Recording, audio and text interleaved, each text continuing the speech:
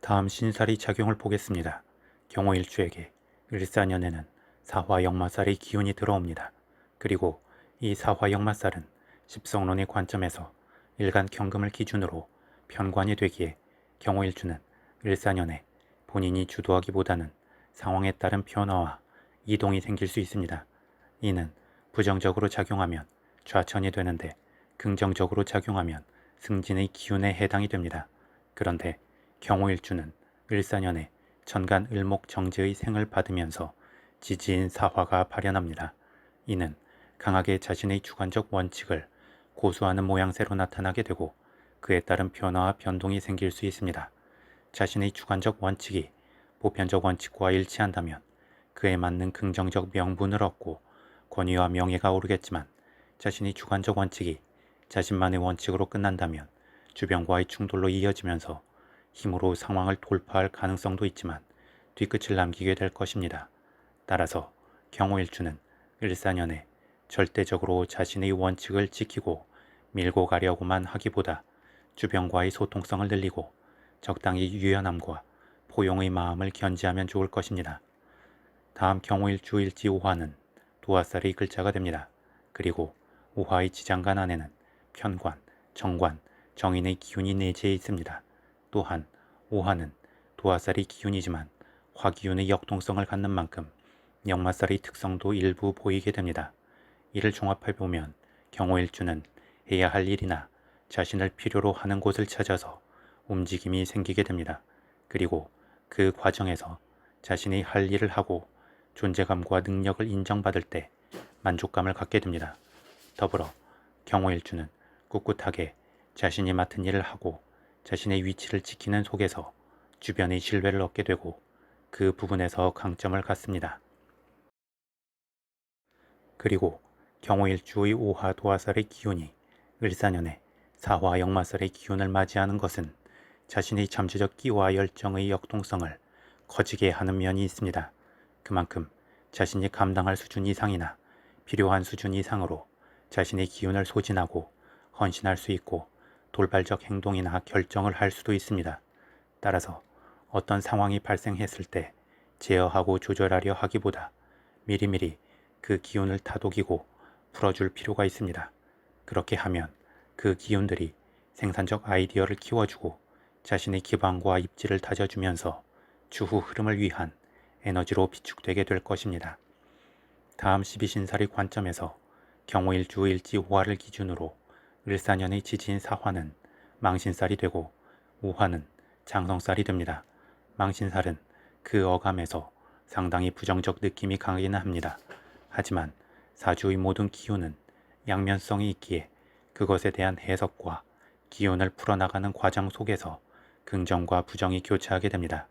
그런 의미로 망신살은 부정적으로 작용하면 자신의 명예가 실추되고 구설수가 커지며 권위가 떨어질 수 있는 면이 있습니다.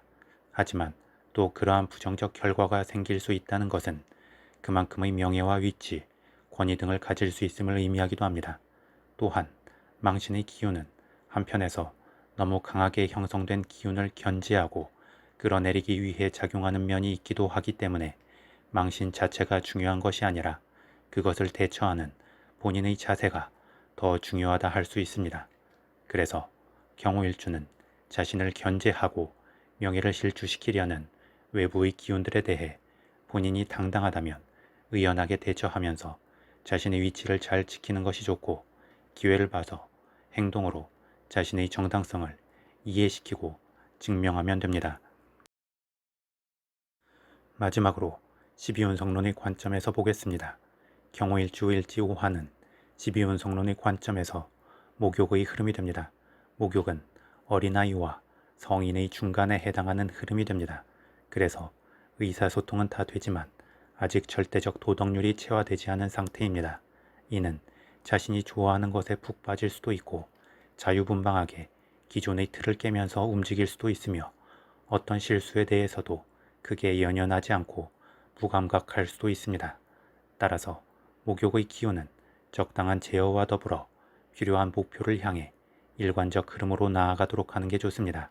그런데 일간 경금을 기준으로 이 오화 목욕의 기운은 정관이 되기 때문에 경호일주의 경우 본인이 먼저 앞서 파격을 추구하지 않게 되고 적절히 체면을 따지고 주변의 눈치를 보게 되기에 목욕의 부정성이 어느 정도 상쇄가 됩니다.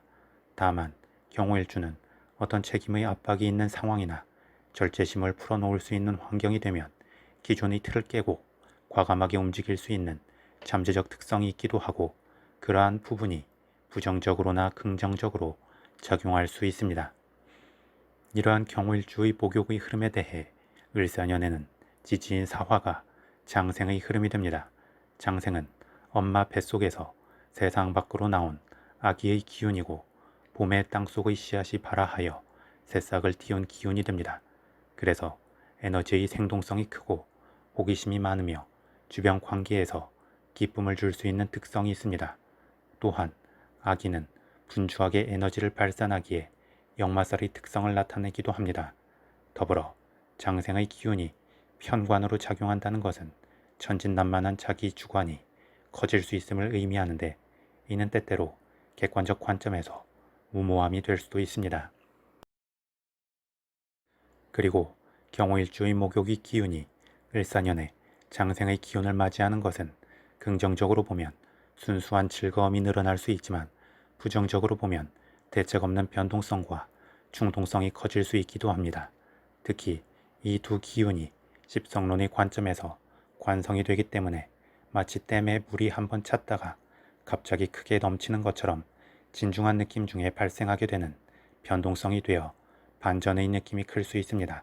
따라서 경호일주는 을사년에 너무 많은 일을 혼자서 감당하려 하거나 주변으로 과도하게 오지랖을 넓혀서 자신의 기운을 소진하려 하지 말고 주변과 일을 나누고 주기적으로 휴식을 취하며 합리적인 선에서 타협하는 중에 속도 조절을 해주는 게 필요합니다. 그러면 한 방향으로 쏠려서 혼잡해질 수 있는 기운이 자연스럽게 순환하면서 을사년 한 해를 긍정적으로 보내게 될 것입니다.